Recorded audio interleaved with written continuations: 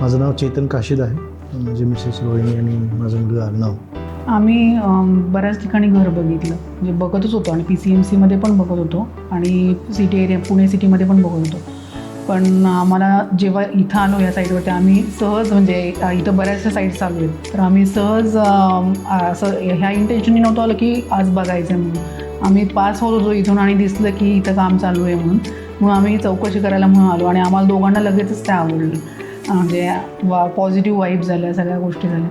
मग आम्ही याच्या बहिणीला, माझ्या बहिणीला आणि आमच्या एक आंटी आहेत त्यांना सगळ्यांना पण दाखवलं. सगळ्यांनाच ते पसंत पडलं आणि मग लगेचच बुक केलं. त्याच्यामुळं आमचं स्वप्नातलं घर आता इथे होणार आहे फायनली. आणि मग याची खूप इच्छा होती की इकडंच घर घ्यायची म्हणून.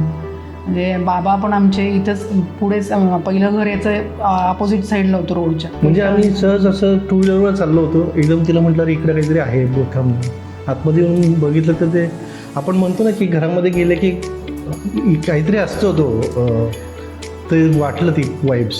मग तिथेच मी बहिणीला फोन केला, आलो. 3 दिवसामध्ये फायनल करून टाकलं.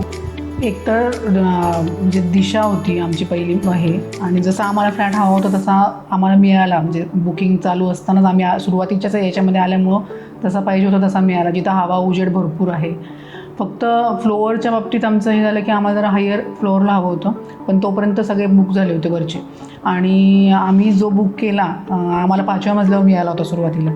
तर आम्ही बुक केल्यानंतर 8 दिवसांनी फोन आला की एक कस्टमर आहे की ते म्हणत आहेत की तुम्ही चेंज करताल का फ्लॅट त्यांच्या मेडिकल रिझनसाठी. त्यांचा 9व्या फ्लोअरला होता. मग आम्ही तो घेतला आणि त्यांनी 5व्या मजल्यावरचा घेतला, असं झालं. त्याच्यामुळे आम्हाला फ्लोअर राईज पण म्हणजे ठीक आहे अगदी वर नाही, पण 9व्या फ्लोअरला मिळाला मनासारखा. आणि जो पाहिजे होता तोच मिळाला, म्हणजे जसा हवा होता तसंच. पण इथे चेकलिस्ट तुमची किती पण लेंदी असू दे, ती सगळ्या चेकलिस्ट फुलफिल होतातच.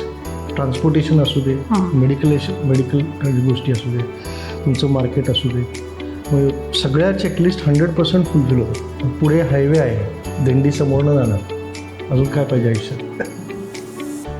लोकेशन बेस्टच आहे. आता काय झालं की मी श्रेया मॅडमला कायम विचारतो, थोडंसं लवकर काम करा, मला लवकर यायचं आहे राहायला.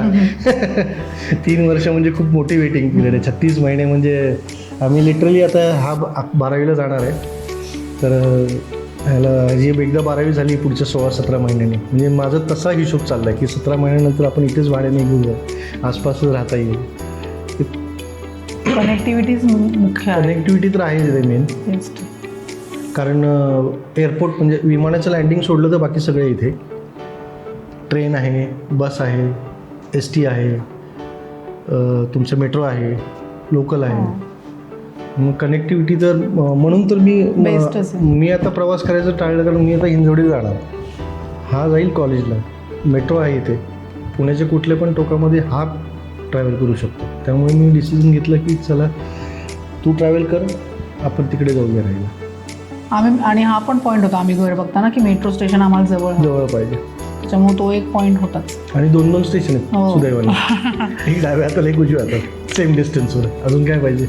तुमचं पहिली एंट्री इथे फ्लॅट बघायला आले आणि तुमचं रजिस्ट्रेशन झालं, डिस्बर्समेंट झाली, तर ती जी जर्नी आहे ती आमच्या दृष्टिकोनाने पण क्रुशियल असते आणि तुमच्या दृष्टिकोनाने पण क्रुशियल असते.